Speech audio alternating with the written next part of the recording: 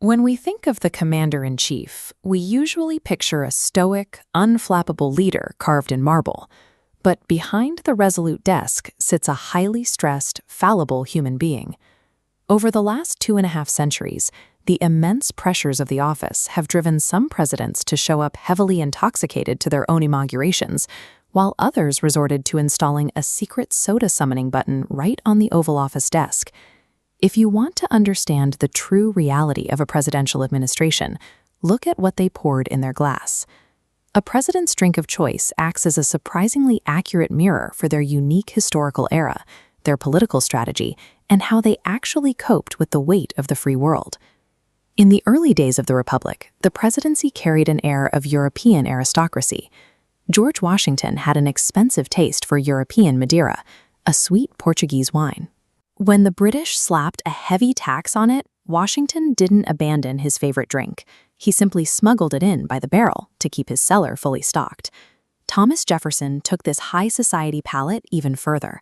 After falling in love with French vintages, he treated alcohol like a science experiment, keeping obsessive notes on the flavor, color, and acidity of imported Bordeaux and Burgundy.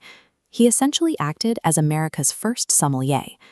But as America expanded westward, that aristocratic sheen wore off, replaced by a rowdy, scrappy frontier culture.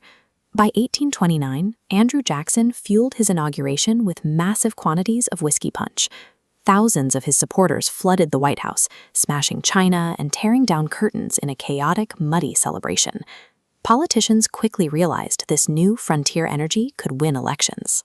When opponents mocked William Henry Harrison as an out-of-touch general who'd be perfectly happy sitting in a log cabin with a barrel of hard cider, his campaign leaned straight into the insult. He fully embraced the log cabin and hard cider brand, drank with the common man, and rode that populist wave straight into office. Trying to avoid the dangers of heavy drinking didn't always work out either. Zachary Taylor attempted a healthier alternative to beat the sweltering heat of a 4th of July celebration, cooling off with a large bowl of iced milk and fresh cherries. Unfortunately, the fruit was washed in contaminated DC water, and the battle-tested general died from the resulting infection just 5 days later. For the early leaders of the United States, alcohol served as a direct reflection of a young, chaotic nation finding its footing, functioning as both a tool for rebellion and a highly effective piece of political branding. As the nation moved into the mid-19th century, the crushing personal and political weight of the office began to take a visible toll. Following the sudden death of his young son, Franklin Pierce leaned heavily on rum, whiskey, and wine to numb his deep depression, eventually drinking himself to death after leaving office. This destructive reliance on alcohol often spilled out into the public eye. Nursing a severe hangover, Andrew Johnson tried to cure himself with 3 tumblers of whiskey right before his 1865 vice presidential swearing-in.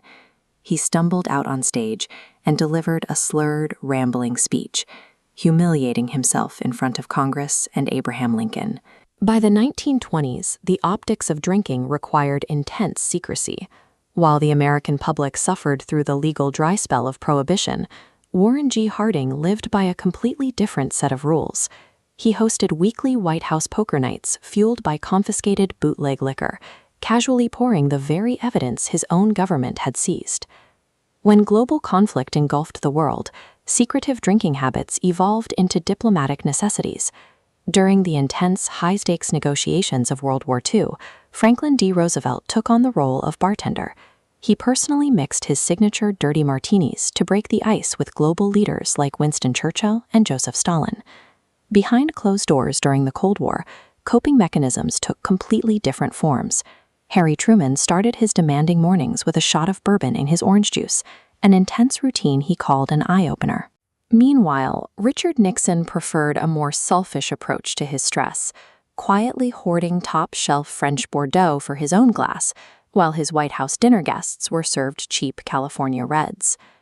By the mid-20th century, the presidential pour was no longer a tool for winning over voters. Instead, it became a private necessity, a way to manage the crushing psychological weight of a world constantly on the brink of collapse.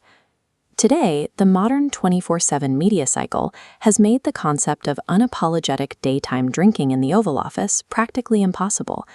The relentless scrutiny of cameras and continuous news coverage ushered in a strict era of public relations and polished sobriety. This intense scrutiny pushed several administrations towards strict abstinence. Jimmy Carter ran one of the driest White Houses since Prohibition, preferring iced tea and milk. Decades later, George W. Bush heavily publicized his own pivot away from a youthful reputation of heavy drinking, completing his term entirely sober and sticking to Coke Zero. When modern presidents do choose to drink, it is carefully calculated for maximum relatability. Barack Obama utilized beer to craft an approachable, everyday image. Under his direction, the White House kitchen even brewed its first ever honey ale, using ingredients sourced right from the South Lawn beehives. In recent years, the beverage of choice has shifted away from alcohol entirely, favoring highly branded, optimized energy. Donald Trump famously relied on a small wooden call button installed directly on the Resolute desk to summon his fuel of choice, reportedly consuming up to 12 cans of Diet Coke every single day. Joe Biden shares this modern reliance on non-alcoholic fuel, but with a completely different strategy for staying hydrated. He bypasses coffee and soda, keeping his administration stocked with bright orange Gatorade for a constant, reliable stream of electrolytes. From the early days of smuggled Madeira to the modern era of branded electrolytes, what a president drinks has always reflected the reality of their time. The rough, whiskey-fueled frontier of the 1800s has been completely replaced by a world of constant media coverage, where the heavy pours of the past have given way to the safe, predictable, and highly visible energy of a sugar-free soda or a bottle of Gatorade.